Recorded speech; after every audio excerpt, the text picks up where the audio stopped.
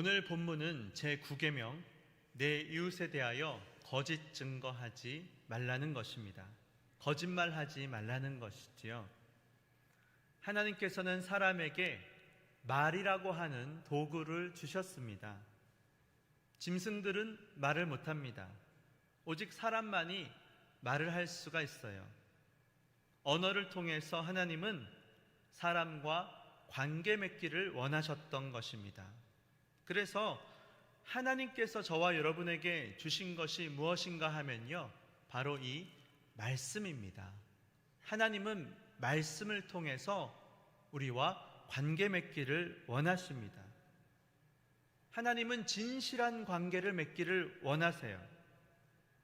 하나님의 말씀은 진리입니다. 하나님의 말씀은 진실합니다. 거짓이 없어요. 말씀이 곧 하나님이신 줄을 믿으실 수 있기 바랍니다. 하나님께서 우리에게 진리의 말씀, 진실한 이 말씀을 주셨고, 그래서 하나님과 우리가 진실된 관계를 맺기를 원하시는 것입니다.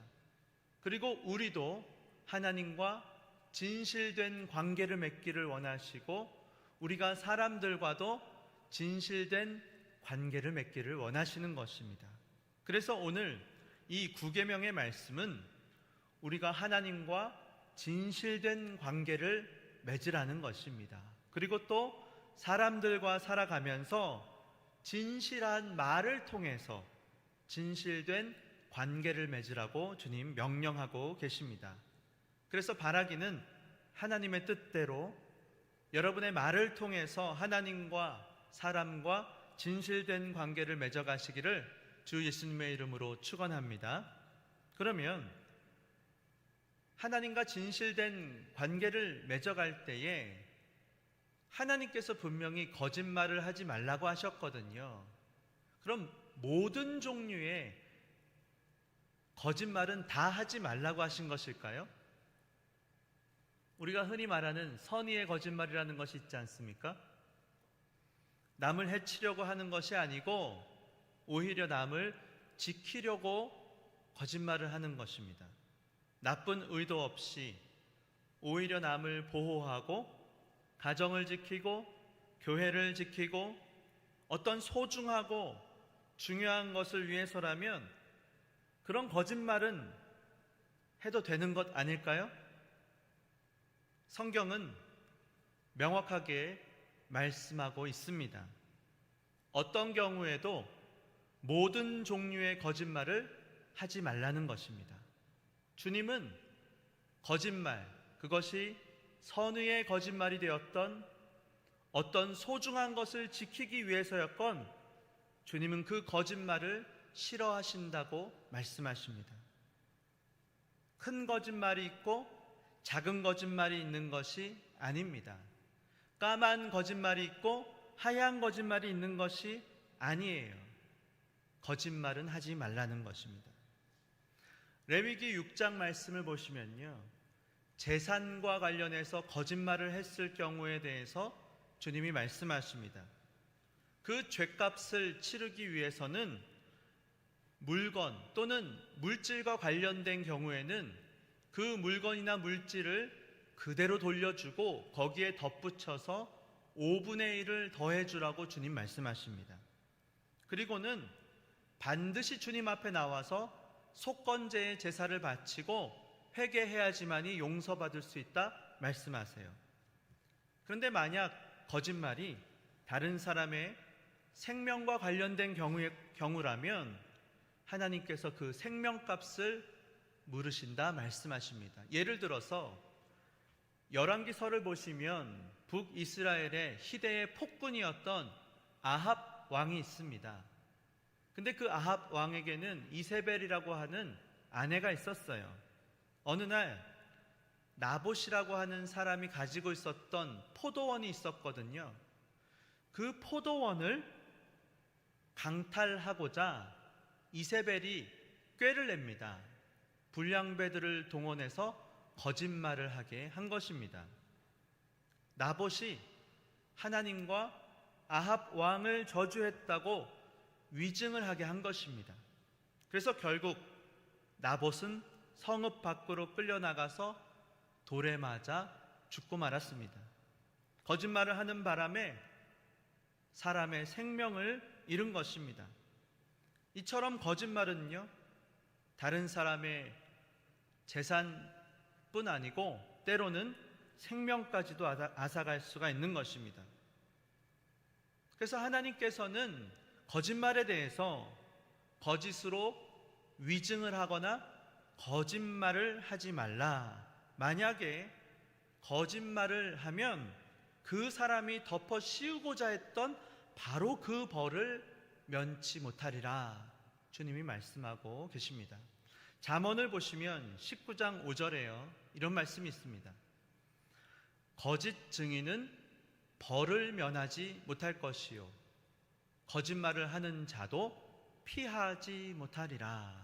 또 9절을 보시면 거짓 증인은 벌을 면하지 못할 것이요 거짓말을 뱉는 자는 망할 것이니라 말씀하십니다. 성경은 일관되게 거짓말하지 말라, 거짓 증언하지 말라 말씀하세요.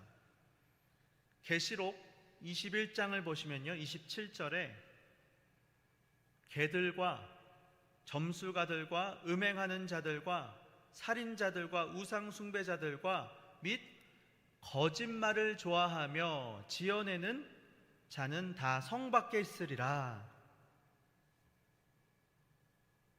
이거는 15절 말씀인데, 네,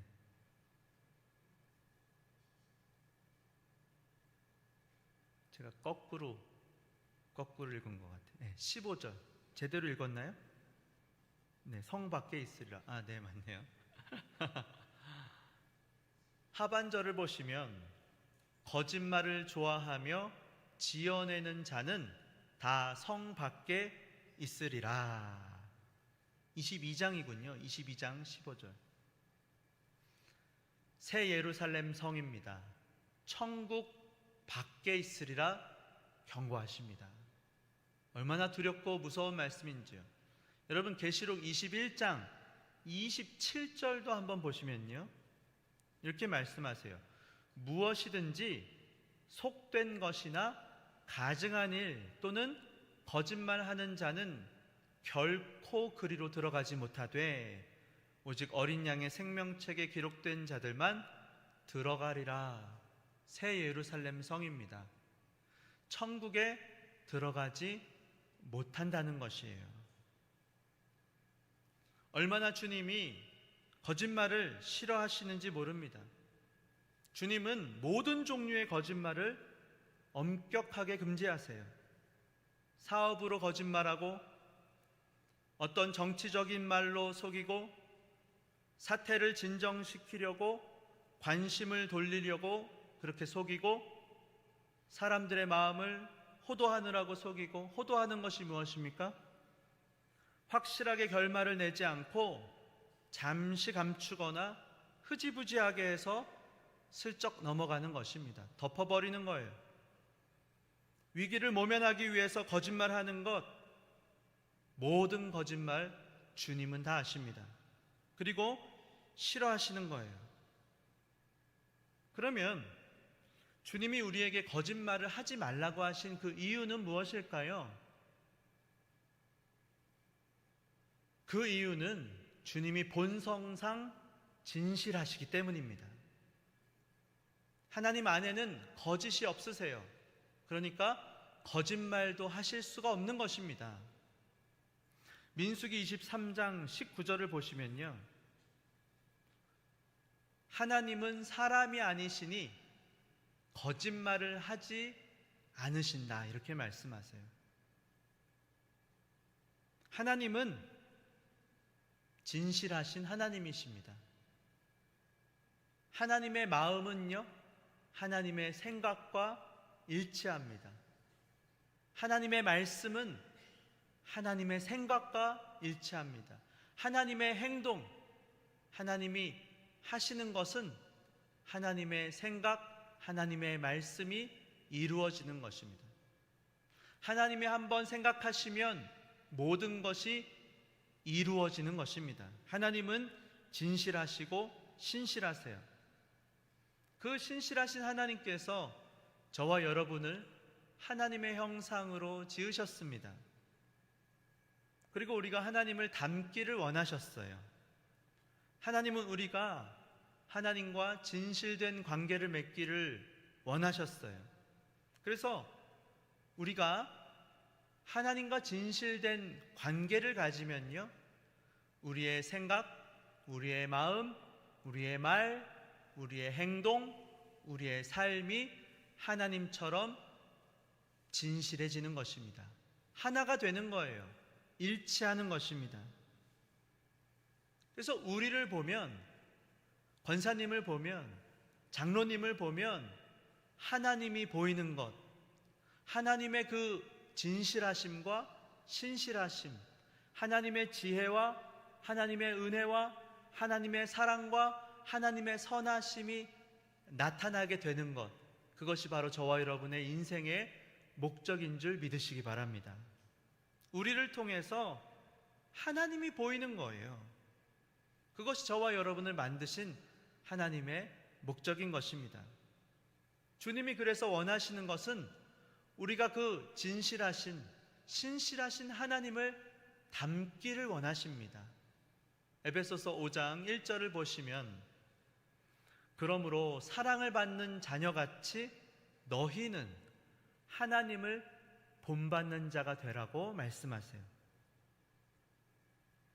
우리가 진실하신 하나님처럼 진실해서 거짓말하지 않고 진실하기를, 신실하기를 원하시는 것입니다. 사탄은요, 다릅니다. 사탄은 본성적으로 거짓말을 합니다. 하나님은 신실하시지만 사탄은 거짓말을 밥 먹듯이 합니다. 요한복음 8장 44절을 보시면요, 하반절에 마귀에 대해서 설명해요. 그는 처음부터 살인한 자요, 진리가 그 속에 없습니다. 하나님은 진리십니다. 말씀이 곧 하나님이세요. 하나님의 말씀은 진리입니다. 하나님은 진리이십니다. 하나님 안에는 진리가 있고 진실하십니다. 그러나 마귀 속에는 진리가 없습니다. 그래서 진리에 서지 못하고 거짓을 말할 때마다 자기 것으로 말하나니, 거짓으로 말하나니 이는 그가 거짓말쟁이요 거짓의 아비가 되었다, 이렇게 말씀해요. 사탄은 거짓말쟁이요 거짓의 아비가 되었습니다. 그래서 우리가 거짓말을 할 때 우리는 하나님보다 사탄의 영향을 받고 있다는 것을 깨달아야 됩니다. 바라기는 신실하신 하나님께 영향을 받으시기를 바랍니다.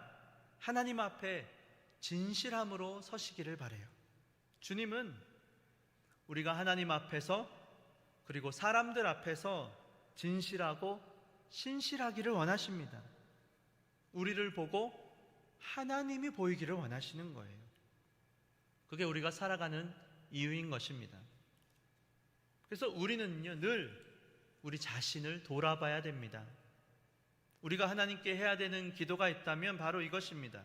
시편 139편을 보시면 23절에 하나님이여 나를 살피사 내 마음을 아시며 나를 시험하사 내 뜻을 아옵소서. 하나님, 내 마음, 내 뜻 주님 앞에 있습니다. 주님, 내 마음과 생각 주님은 다 아시지요? 24절에 내게 혹여라도 무슨 악한 행위가 있나 보시고 나를 영원한 길로 인도해 주시옵소서. 나를 진실하게 신실하게 도와주십시오. 주님 앞에서 늘 진실하고 신실한 사람이 되게 해달라고 간절히 기도하시기를 바랍니다. 주님은 우리가 진실하고 신실한 인격이 되기를 원하세요. 신앙생활을 잘하면요, 진실한 사람이 되는 것입니다. 앞과 뒤가 똑같은 거예요. 겉과 속이 일치하는 것입니다. 그게 진실한 거예요. 예수를 잘 믿으면 믿을수록 누구를 만나도 두렵지 않아요. 진실하기 때문입니다. 오해가 있을 수 있죠. 그 오해는 풀면 됩니다. 진실하기 때문입니다. 하나님은 생각과 행동이 일치하세요. 그래서 하나님의 생각은 반드시 이루어지는 것입니다. 예수를 잘 믿는다는 것은요, 점점 괴리감이 없어지는 거예요. 겉과 속이 일치하는 거예요. 혼자 있을 때, 사람들과 같이 있을 때 차이가 없어지는 것입니다. 근데 가만히 이렇게 보면요, 지금 저 사람이 과연 어떤 사람인가 잘 모르겠을 때가 있습니다. 속을 모르겠어요. 겉은 생글생글 웃고 있습니다. 친절해 보입니다. 근데 마음은 무섭도록 차가운 사람이 있을 수도 있습니다. 냉정해요. 사자성어로 뭐라 그러는지 아십니까? 띄워주시죠. 뭐라 그럽니까? 표리 부동 이렇게 말합니다. 겉, 표, 속, 리, 안일부, 한 가지 동, 같을 동. 겉과 속이 같지 않다는 것입니다. 앞에서 마주대할 때는 웃어요. 속으로는 다른 생각을 품을 수가 있는 것이죠. 우리의 인격은 우리의 말로 표현이 됩니다.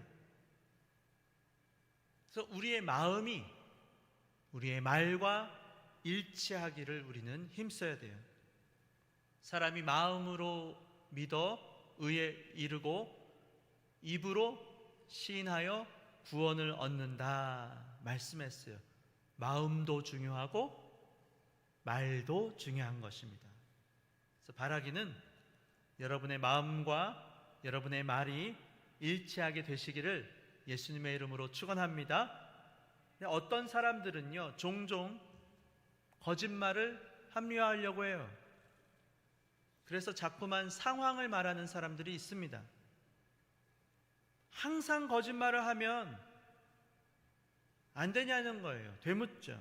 어떤 상황에서는 선의의 거짓말 해야 된다는 거예요. 해도 되지 않냐? 물론 성경을 보시면요, 성경의 인물들이 거짓말을 하는 경우가 있습니다. 예를 들면 출애굽기 1장에서요 어떤 사건이 있었죠? 바로가요 이스라엘 백성이 자꾸만 많아집니다. 그러니까 어떻게 합니까? 남자 아기들은 태어나는 즉시 죽이라 그랬어요. 그러니까 바로의 말을 듣지 않으면 아기는 죽여야 됩니다. 그러니까 그 유대인 히브리 산파들은 바로에게 거짓말을 했습니다. 우리가 갔더니요 히브리 여자들은 너무 튼튼해 갖고는 벌써 아기를 막 다 낳아버렸다고, 낳을 때 죽일 겨를이 없었다 거짓말한 것이죠. 상황적으로 악인들이 무고한 생명을 취하려고 할 때 이와 같이 거짓말해도 되는 것 아닌가 생각이 들 수도 있어요. 근데 분명한 것은 선의의 거짓말도 거짓말은 거짓말입니다. 하나님이 정상 참작을 하시는 것은 사실이에요. 그러나 그렇다고 성경은 선의의 거짓말을 결코 칭찬하시는 경우가 없습니다. 선의의 거짓말을, 그러니까 거짓말을 해도 된다고 절대로 말씀하시지 않아요. 물론 하나님이 분명히 정상 참작을 하시거든요. 긍휼을 베푸신 경우가 있어요. 또 예를 들면 여호수아서를 한번 보시면 2장에서 기생 라합이요 이스라엘의 하나님에 대한 이야기를 들었어요. 그러니까 정탐꾼들이 왔을 때 도와줍니다. 두 가지 도와주는데요, 어떻게 하면 도망갈 수 있을지 충고를 해줘요. 거기를 잘 아니까 그랬겠죠. 또 한 가지는 여리고 병사들이 쫓아왔을 때 속입니다. 아마 저쪽으로 간 것 같아요. 속입니다. 근데 나중에 히브리서를 보면요, 라합이 칭찬을 받는데 하나님께 칭찬을 받는 것은 거짓말이 아닙니다. 하나님에 대한 믿음을 칭찬받아요. 그러니까 하나님을 믿었기 때문에 병사들을 속인 것입니다. 거짓말했어요. 그렇다고 하나님은 기생 라합처럼 우리가 그 거짓말을 본받으라 하는 것이 아니고 히브리서에서 기생 라합의 믿음을 본받으라고 말씀하시는 것입니다. 그러니까 때로는 정상 참작을 하셔서 긍휼을 베풀어 주십니다. 그러나 거짓말을 정당화하시지는 않아요. 선의의 거짓말도 하지 말라는 것입니다. 차라리 침묵하라 주님은 말씀하십니다. 예수님도 한 번도 거짓말 하신 적이 없으세요. 예수님은 진리 그 자체이시기 때문이에요. 사람들이 물었을 때 예수님이 아무 말도 하시지 않으시더라. 차라리 침묵하시는 것입니다. 사람들이 그럴듯한 이유를 자꾸만 우리가 생각하기 마련입니다. 사람을 살려야 되니까 거짓말 해야 된다 할 수도 있다. 어떤 더 큰 가치가 있기 때문에 가정을 위해서, 교회를 위해서. 그러나 그렇지 않아요. 어떤 상황도 거짓말을 합리화하는 이유로 삼아서는 안 됩니다. 상황을 이야기하기 시작하면요, 이제 말씀이 코에 걸면 코걸이, 귀에 걸면 귀걸이가 되는 것입니다. 이런 것을 신학적으로는 자기 상황화라고 말해요. 내가 하면 로맨스, 남이 하면 불륜인 것입니다. 개인의 목숨이 달린 일이었기 때문에 이건 어쩔 수 없었어. 상황을 강조해. 어떤 공동체를 지키기 위해서는 이거 어쩔 수 없는 선택이었어. 그렇지 않아요. 자기 생각이죠. 자기 생각이에요. 창세기 12장을 보시면 아브라함이요 거짓말을 합니다. 베델과 아이 사이에 제단을 쌓고 하나님의 이름을 불렀는데요, 먹을 것이 없으니까 애굽으로 내려갑니다. 그런데 애굽의 바로가 자기 아내를 쳐다보는 눈이 예사롭지 않은 거죠. 그러니까 뭐라고 합니까? 거짓으로 자기 아내 사라를 누이라고 속입니다. 그리고는 바로의 침실에 아내를 넣어주고 돈을 받았어요. 그러니까 하나님께서 큰 재앙을 내리셨다 말씀해요. 바로에게. 뭔지 몰라요. 바로가 죽을 뻔한 것 같아요. 깜짝 놀라서요, 아브라함을 비난합니다. 너가 어찌 나한테 이럴 수 있느냐? 네가 누이 동생이라고 하지 않았느냐? 너 아내랑 네 모든 재물을 가지고 당장 떠나가라. 아브라함은 그렇게 안 하면 자기 아내가 또 자기가 죽을 것 같았거든요. 자기 생각이죠. 그 아들이었던 이삭도 창세기 25장을 보시면 똑같이 자기 아내를 그렇게 속입니다. 그리고 나중에 사무엘서도 보시면요, 사무엘 선지자가 다윗에게 기름을 부으러 이제 이새를 찾아가는데요, 그 소식을 사울왕이 알면 자기를 죽일 것 같았거든요.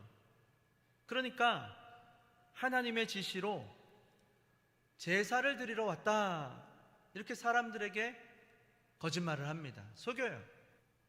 다윗도 보시면요, 사울왕이 자기를 죽이려고 달려듭니다. 요나단에게 내가 지금 베들레헴으로 제사를 드리고 간다고 거짓말을 좀 해달라고 부탁을 해요. 나중에 또 사울이 막 3,000명을 풀어서 쫓아오지 않습니까? 10년을 광야를 도망 다녀요. 그러니까 블레셋 왕 아기스에게 몸을 맡기면서 미친 척 속입니다. 그것도 거짓말이에요. 미친 척 했어요.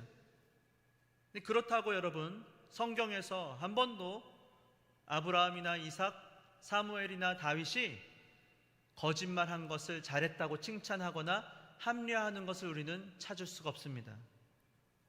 아브라함도 복을 받고 이삭도 복을 받고 사무엘도 하나님께 쓰임을 받고 다윗은 하나님의 마음에 합한 사람이요 다윗의 왕조를 위해서 하나님이 큰 복을 주셨는데, 근데 그것과 거짓말과는 관계가 없어요.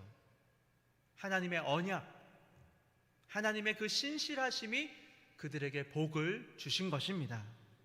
우리는 착각하면 안 돼요. 함부로 거짓말을 갖다 붙이면 안 됩니다. 자기 합리화하면 안 돼요. 물론 아브라함이나 이삭이 자기 아내를 누이라고 그렇게 말하지 않았다면 죽임을 당했을 수도 있습니다. 어쩔 수 없었어요. 거짓말. 그건 아브라함의 생각일 뿐이에요. 사무엘이 방문 목적을 그렇게 숨기지 않았으면 사울의 귀에 그런 소식이 들어가서 사무엘이 죽었을 수도 있습니다. 근데 그건 사무엘의 마음에 들었던 두려움일 뿐입니다. 여러분, 고린도전서 10장 13절을 보시면요, 한번 다 같이 읽겠습니다. 시작. 사람이 감당할 시험 밖에는 너희가 당한 것이 없나니 오직 하나님은 미쁘사 너희가 감당하지 못할 시험 당함을 허락하지 아니하시고 시험 당할 즈음에 또한 피할 길을 내사 너희로 능히 감당하게 하시는 것을 믿으실 수 있기 바랍니다. 두렵죠. 연약합니다. 망할 것 같아요. 가정도, 교회도, 나라와 민족도. 그러니까 거짓말이 필요합니다. 그렇지 않아요. 하나님께서는 더 큰 죄를 또는 어떤 참혹한 비극을 피하기 위해서 그것보다 더 작은 죄를 지으라고 결코 주님은 그렇게 말씀하시지 않습니다. 오히려 환난을 당했을 때, 어려운 일이 있을 때 피할 길을 내시는 그 주님을 더욱 믿음으로 의지하시기를 바랍니다. 차라리 침묵하세요. 진실을 말하십시오. 주님께 맡기세요. 하나님은 홍해를 갈라지게 해서라도 자기 백성을 건져주시는 하나님이십니다. 성도들은 홍해 앞에서 하나님의 주권과 하나님의 그 신실하심을 우리는 의지해야 됩니다. 하나님을 믿고 내가 차라리 하나님 뜻이라면 내가 죽으면 죽으리라, 그런 마음으로 거짓말보다는 차라리 침묵을, 그래서 하나님 앞에 잠잠히 서 있는 것이 지혜로운 길인 것입니다. 거짓말할 때, 그리고 특별히 오늘 이 십계명 말씀에서 주님이 우리에게 이웃에 대해서 거짓말하지 말라고도 말씀하시거든요. 다른 사람에 대해서 거짓말하지 말라. 아까 우리가 사자성어 뭐였죠? 표리부동. 기억력이 좋으시네요. 한 가지 더, 다른 사람에 대해서 거짓말하면 안 됩니다. 생각나는 사자성어 있으세요? 띄워주세요. 뭡니까? 구밀복검 하면 안 됩니다. 입으로는 꿀을 말하고, 꿀밀입니다. 그리고 배에는 칼을 차고 있으면 안 돼요. 말로는 친한 것 같은데 속으로는 해칠 생각이 있는 것입니다. 다른 사람을 시기하고 질투하고 은근히 마음으로 무시하고 약점을 들추고 깎아내리는 거예요. 누가 좋아할까요? 거짓의 아비, 거짓말쟁이, 마귀가 좋아합니다.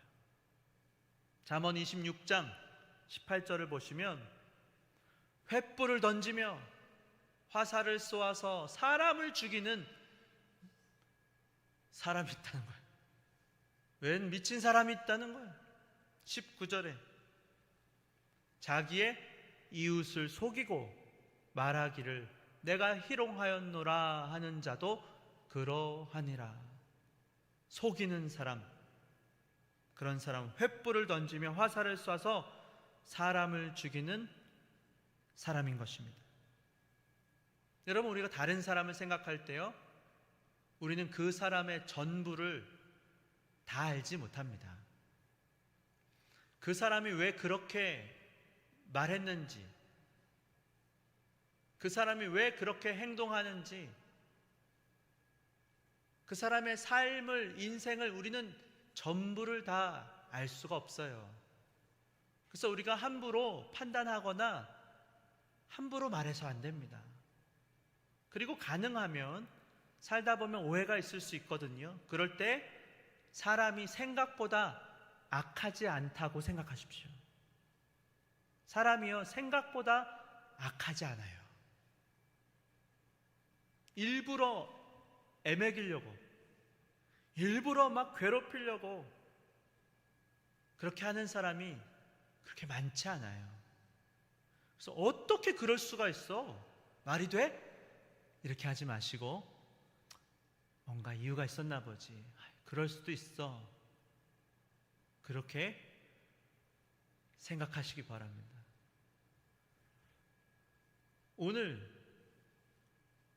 저희 둘째 아들이요, 학교에서 어디를 갔어요. 지난주에. 오늘 이제 돌아왔는데요, 이렇게 오랫동안 어디 간 게 처음이에요. 카톡을 보냈어요. 잘 있냐? 학교에서 무슨 사진을 올려주더라고요. 제가 사진을 보고 반가워서 성민이다. 그리고 제가 사진도 올렸어요. 반가워갖고, 너 여기 있구나. 읽지를 않아요. 참. 아니 자기 엄마가 보내면요, 그건 읽어요. 제 거는 읽지도 않아요. 아들아, 이제 토요일이다. 내일은 주일이구나. 혼자서라도 말씀을 읽고 기도하고 예배드려. 읽지도 않아. 제가 그런데 마음에 뭔가 이유가 있나 보지. 엄마 것만 봐야 되는 이유가 있었나 보지 뭐. 제가 삐지지 않습니다.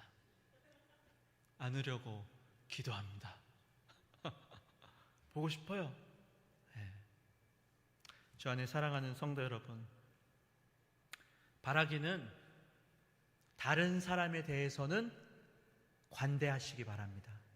그리고 자기 자신에게는 엄격하십시오. 다른 사람에게는 은혜의 잣대를 들이대시고 자기에게는 공의의 잣대를 들이대는 것입니다. 그것이 주님이, 공의의 하나님, 은혜의 하나님이신 주님이 저와 여러분에게 요구하시는 것입니다. 그래서 할 수 있으면 여러분의 이웃을 사랑의 눈으로 바라보시기 바랍니다. 한번 쳐다보세요. 미소와 함께 사랑의 눈으로 쳐다보십시오. 생각보다 사람들이 악하지 않아요. 마귀가 그런 생각을 옆에서 집어넣어요. 마귀가 우리의 생각을 알 수 있을까요, 없을까요? 마귀가 우리 마음을 아나요, 모르나요? 왜 한번 해보세요. 대답을 이렇게 아나요, 모르나요?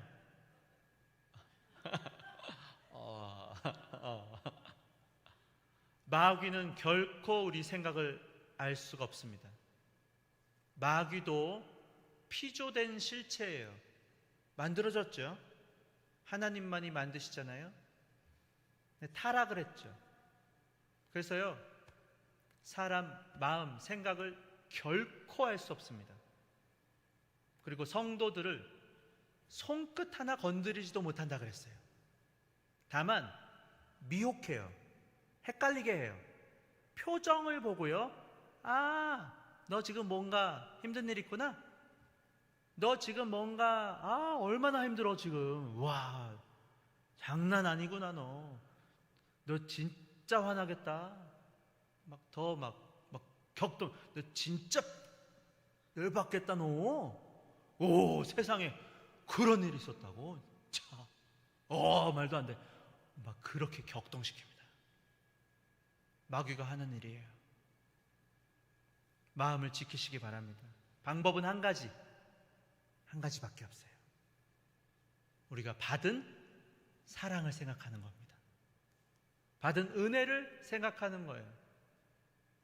요한 1서 4장 10절 말씀을 보시면요, 사랑은 여기 있으니 우리가 하나님을 사랑한 것이 아니요 하나님이 우리를 사랑하사 우리 죄를 속하기 위하여 화목제물로 그 아들을 보내셨음이라. 사랑하는 자들아, 11절에 하나님이 이같이 우리를 사랑하셨은즉 우리도 서로 사랑하는 것이 마땅하도다. 날마다 끊임없이 우리가 받은 은혜와 사랑을 기억하시기 바랍니다. 그리고 그 사랑의 마음으로, 주님을 사랑하는 마음으로 남편을 보고 웃어주시기 바랍니다. 아직도 거기서 숨 쉬고 있었어?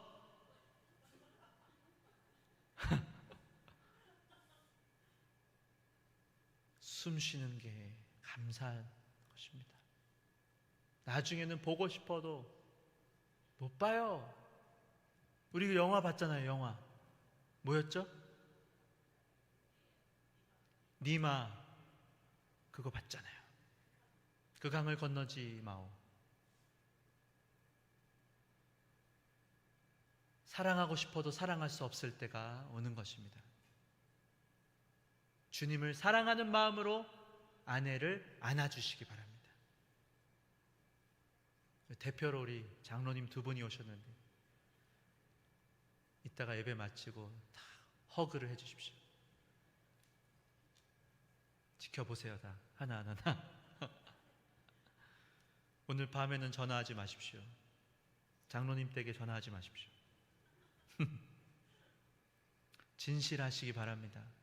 마음과 생각이 말과 행함과 일치하시기를 기도하시기 바랍니다. 시편 말씀 한 절 읽고 말씀을 맺겠습니다. 시편 141편 3절입니다. 다 같이 한번 읽겠습니다.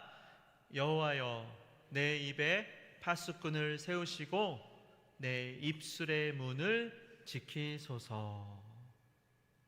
다 같이 기도하겠습니다.